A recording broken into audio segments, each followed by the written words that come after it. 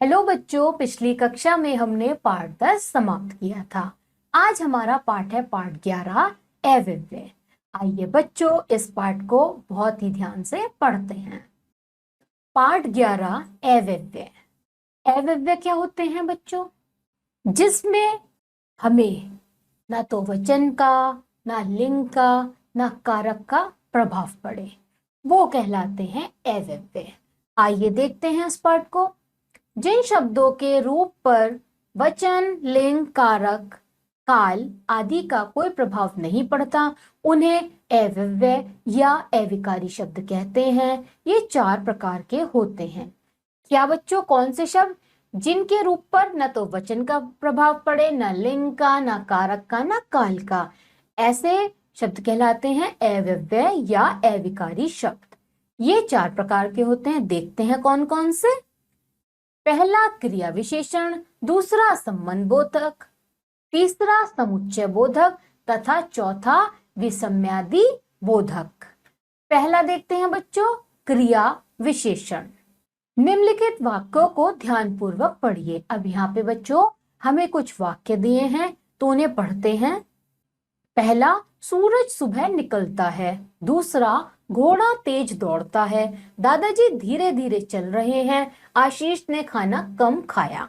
उपयुक्त वाक्यों में सुबह, तेज, धीरे धीरे और कम शब्द किसी न किसी रूप में क्रिया के विषय में बता रहे हैं। इन्हें क्रिया विशेषण कहते हैं। क्या? जो भी शब्द क्रिया के विषय में बताते हैं वो कहलाते हैं क्रिया विशेषण। जैसे सूरज सुबह निकलता है, घोड़ा तेज दौड़ता है, और जो दादाजी होंगे वो तो भाई आप सबको पता है, धीरे धीरे चलते हैं।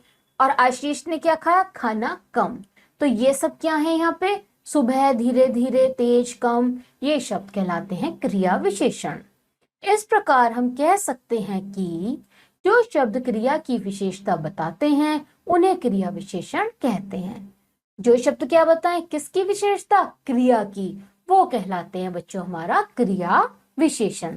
अब देखते हैं, इसके आगे दिया है हमें क्रिया विशेषण के भेद। क्रिया विशेषण के 4 प्रकार हैं। पहला, दूसरा, तीसरा, चौथा। पहला स्थानवाचक, दूसरा कालवाचक, तीसरा रीतिवाचक और चौथा परिमाणवाचक। अब बच्चों पहला देखते हैं, स्थानवाचक क्रिया विशेषण।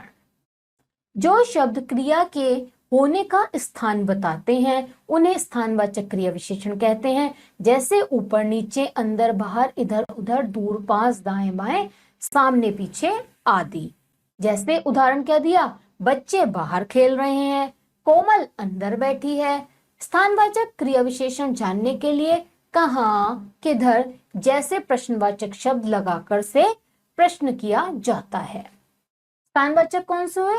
जो शब्द हमें बताएं स्थान का, जैसे कितनी दूरी पर हैं, अंदर हैं, बाहर हैं, ऊपर हैं, नीचे हैं, ये कहलाते हैं हमारे स्थानवाचक क्रिया विशेषण।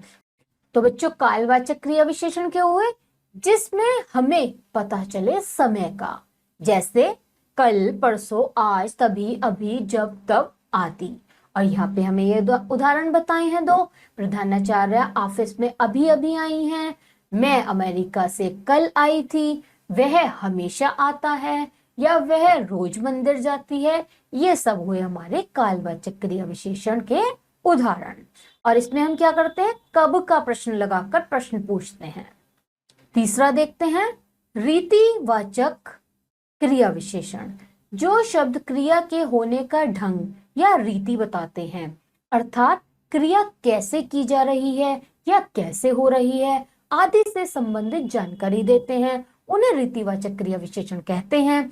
जैसे धीरे धीरे, तेज, शांतिपूर्वक, ध्यान से, रोते रोते, दौड़कर, अच्छा, अचानक, जल्दी आदि। देखते हैं इसके उदाहरण। घोड़ा तेज दौड़ रहा है, बच्चे ध्यानपूर्वक सुन रहे हैं। रीतिवाचक क्रिया विशेषण जानने के लिए कैसे प्रश्नवाचक शब्द लगाकर प्रश्न किया जाता है। कौन से होते हैं रीतिवाचक? जिसमें हमें किसी के रीति या ढंग का पता चले कि ये कैसे की जा रही है, ये कैसे हो रहा है, तो ये सब कहलाता है हमारा रीतिवाचक। जैसे हमें घोड़े का उदाहरण दिया, घोड़ा तेज दौड़ रहा है, बच्चे ध्यानपूर्वक सुन रहे हैं, और रीतिवाचक विशेषण में हम कैसे प्रश्न करते हैं, कैसे लगाकर। चौथा आता है हमारा परिमाणवाचक क्रिया विशेषण, जो शब्द क्रिया की मात्रा या नाप तोल के संबंध में बताते हैं, अर्थात क्रिया कितनी हुई से संबंधित जानकारी देते हैं, उन्हें परिमाणवाचक क्रिया विशेषण कहते हैं। जैसे थोड़ी, आधा, ज्यादा, कम, काफी, लगभग, खूब, बहुत, अधिक, बिल्कुल, इतना, उतना आदि। उदाहरण क्या हुआ, एक गिलास में पानी आधा भरा है। ज्यादा बोलना अच्छा नहीं होता। परिमाणवाचक क्रिया विशेषण जानने के लिए कितना प्रश्नवाचक शब्द लगाकर प्रश्न किया जाता है। तो बच्चों, परिमाणवाचक विशेषण क्या हुआ, जिसमें हमें नापतोल का पता चले कि जैसे ये कितना है या कम है, ज्यादा है, बहुत है, अधिक है, ये सब कहलाते हैं हमारे परिमाणवाचक क्रिया विशेषण शब्द। और इनका हम प्रश्न कैसे करते हैं, उसमें हम लगाते हैं कितना। कितना लगाकर हम परिमाणवाचक क्रिया विशेषण का प्रश्न करते हैं। अब बच्चों देखते हैं कि हमने इस पाठ में क्या क्या सीखा। तो हमने सीखा क्रिया की विशेषता बताने वाले शब्द क्रिया विशेषण कहलाते हैं। क्रिया के होने का स्थान बताने वाले शब्द स्थानवाचक क्रिया विशेषण कहलाते हैं। क्रिया के होने का समय बताने वाले शब्द कालवाचक क्रिया विशेषण कहलाते हैं। और क्रिया के होने की रीति या ढंग बताने वाले शब्द रीतिवाचक क्रिया विशेषण कहलाते हैं। और क्रिया की मात्रा या नापतोल बताने वाले शब्द परिमाणवाचक क्रिया विशेषण कहलाते हैं। तो बच्चों, इस पाठ के आधार पर आता है हमारा अब बताइए। अब बताइएगा क्या प्रश्न है। उचित क्रिया विशेषण शब्दों से निम्नलिखित वाक्य पूरे कीजिए। पहला देखते हैं, बस में आग लगने पर सब लोग खालिस्तान उतर गए। तो हम यहाँ पे क्या क्रिया विशेषण लिख सकते हैं शब्द, इसमें लिखेंगे जब आग लगी तो क्या होगा, सब नीचे उतरेंगे। तो यहाँ पे लिखेंगे हम नीचे। दूसरा देखते हैं, धूप निकलते निकलते खालिस्तान बारिश होने लगी। कैसी बारिश होने लगी, तेज। तो बच्चों हम यहाँ पे क्या इसका उत्तर लिखेंगे, तेज। तीसरा प्रश्न देखते हैं, चीता सबसे खालिस्तान दौड़ता है। तो चीता कैसे दौड़ता है, तेज। तो यहाँ पे भी क्या लिखेंगे, तेज। चौथा देखते हैं, मैं खालिस्तान सोकर उठा हूं। मैं अभी। यहाँ पे क्या लिखेंगे उचित क्रिया विशेषण, अभी। बच्चों मुझे लगता है आपको अब बताइए बहुत अच्छे से समझ में आएगा। इसके बाद आता है हमारा संबंध बोधक। देखते हैं संबंध बोधक को। निम्नलिखित वाक्यों को ध्यानपूर्वक पढ़िए। पहला, मेरे घर के पास मंदिर है। ये फल रोगी के लिए है। कुर्सी के नीचे पेंसिल है। इन वाक्यों में के पास, के लिए, के नीचे शब्द घर, रोगी तथा कुर्सी शब्दों के बाद आए हैं। ये शब्द वाक्य के संज्ञा तथा सर्वनाम के साथ लगकर उनका संबंध वाक्य के अन्य संज्ञा तथा सर्वनाम शब्दों के साथ बता रहे हैं। ऐसे शब्द संबंध बोधक कहलाते हैं। जैसे क्या बताया, मेरे घर के पास मंदिर है, यानी कि मेरे घर के पास है मंदिर। ये फल रोगी के लिए है। कुर्सी के नीचे पेंसिल है। तो जो भी क्या है, संज्ञा और सर्वनाम लगाकर शब्दों का संबंध बताते हैं वाक्यों में, वे कहलाते हैं संबंध बोधक। इस प्रकार हम कह सकते हैं कि जो शब्द संज्ञा या सर्वनाम के साथ लगकर उनका संबंध वाक्य के अन्य शब्दों के साथ बताते हैं, वे संबंध बोधक कहलाते हैं।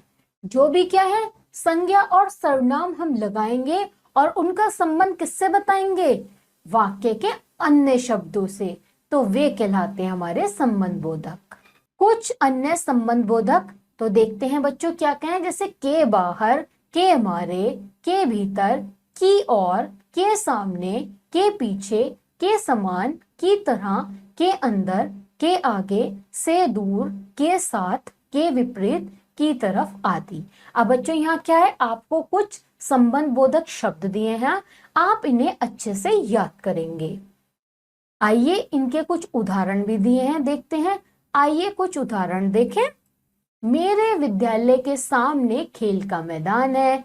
अदिति माँ के साथ बाजार गई। बस्ते के अंदर किताबें हैं। बस के नीचे दबकर एक कुत्ता मर गया। ये क्या है यहाँ पे हमारे संबंध बोधक। अब बच्चों देखते हैं कि हमने क्या सीखा। संज्ञा अथवा सर्वनाम शब्दों से संबंध बताने वाले शब्द संबंध बोधक कहलाते हैं। के लिए, के भीतर, के अंदर की और आदि संबंध बोधक हैं। अब बच्चों इसके आधार पर आता है हमारा अब बताइए। तो अब बताइए में हम प्रश्न देखते हैं। उचित संबंध बोधक शब्दों से रिक्त स्थान भरिए। अब यहाँ साइड में हमें कुछ शब्द दिए हैं, तो जो खालिस्तान के लिए उचित होंगे वो हम खालिस्तान में भरेंगे। तो पहला देखते हैं, परिश्रम खालिस्तान सफलता नहीं मिलती। के साथ के बिना, तो इसका उत्तर क्या है, के बिना।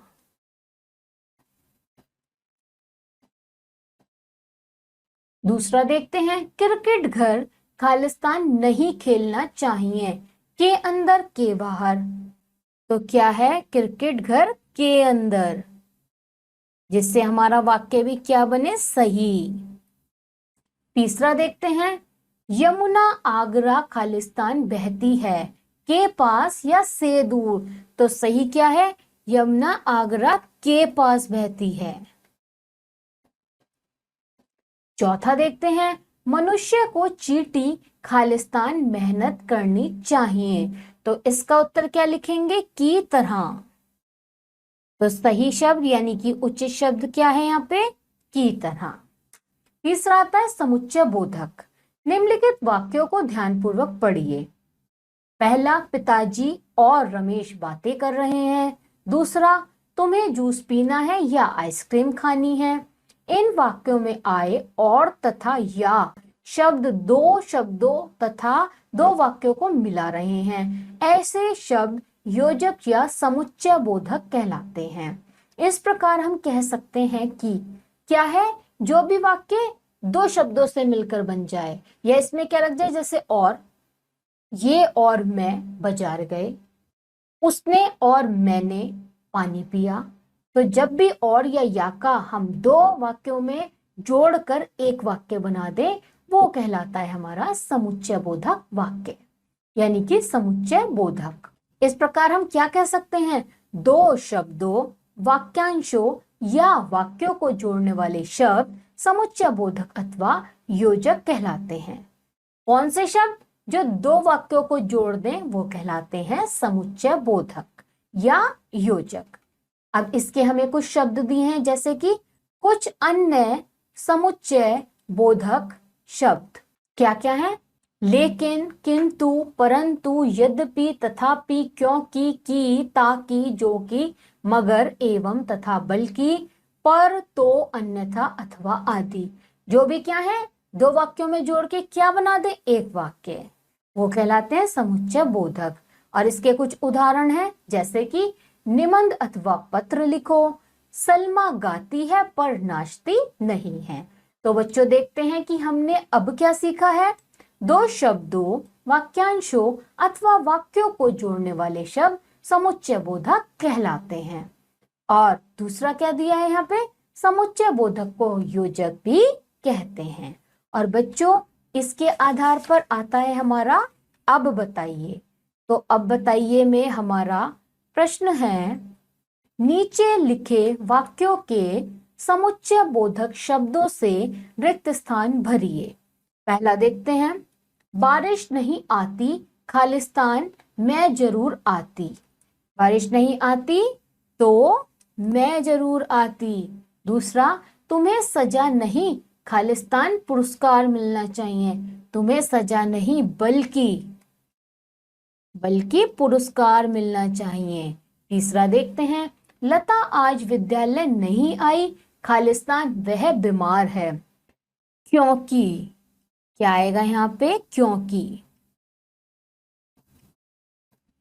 चौथा, बाली खालिस्तान सुग्रीव भाई भाई थे। बाली और सुग्रीव, तो इन वाक्यों में क्या हो रहा है, समुच्चय बोधक, यानी कि हमने ये शब्द लगा दिए और, बल्कि, क्यों, तो, ऐसे। पांचवा देखते हैं, जो काम दिया है वो पूरा कर लो खालिस्तान बहुत मार खाओगे। नहीं तो, नहीं तो बहुत मार खाओगे। छठा देखते हैं, अगर पढ़ते खालिस्तान पास हो जाते। अगर पढ़ते क्या लिखेंगे छठे में? तो। बच्चों इसके बाद आता है हमारा चौथा विस्मयादि बोधक। तो देखते हैं वो। निम्नलिखित वाक्यों को ध्यानपूर्वक पढ़िए। पहला दिया है छी कितनी गंदगी है। दूसरा ओह पेट में बहुत दर्द हो रहा है। तीसरा अरे तुम आ भी गए। चौथा वाह क्या छक्का मारा है। इन वाक्यों में छी, ओहो, अरे, वाह शब्द घृणा, दर्द, आश्चर्य और खुशी के भावों को प्रकट कर रहे हैं। ये विस्मयादि बोधक शब्द हैं।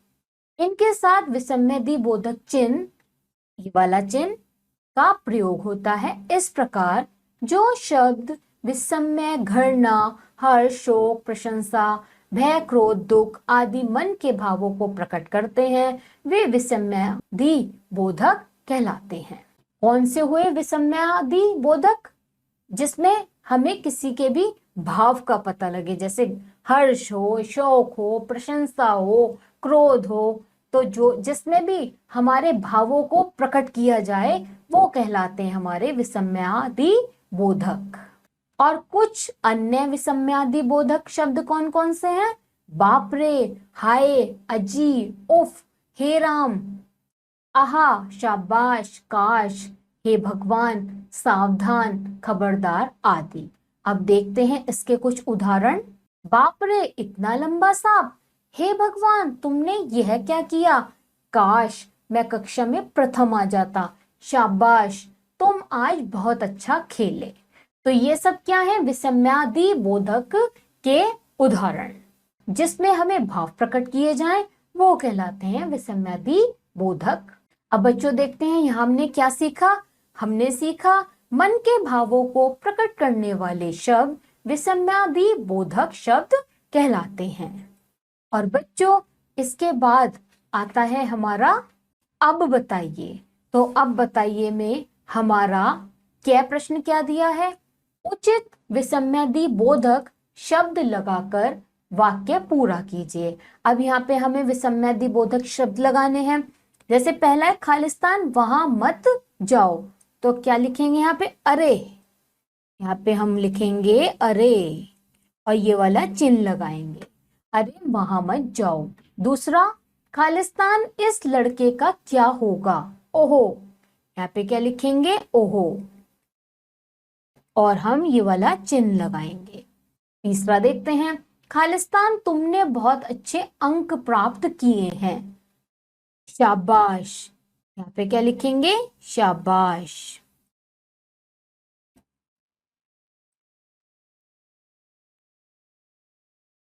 चौथा है खालिस्तान कितनी गंदी जगह है, छी। यहाँ पे क्या लिखेंगे? छी।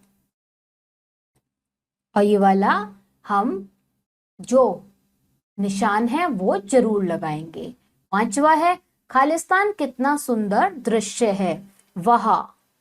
क्या लिखेंगे यहाँ पे? वहा और ये वाला चिन्ह जरूर लगाएंगे। बच्चों मुझे लगता है आपको अब बताइए बहुत ही अच्छे से आया होगा। और इसी के साथ यहाँ पे हमारा यह पाठ समाप्त होता है। बच्चों मुझे लगता है आप सभी को पाठ 11 बहुत ही अच्छे से समझ में आया होगा। अब आप सब बच्चे क्या करेंगे? इस पाठ का बहुत ही अच्छे से अभ्यास करेंगे और हम आपको मिलेंगे अगली कक्षा में। तब तक के लिए आप सभी बच्चे अपना ध्यान रखिए।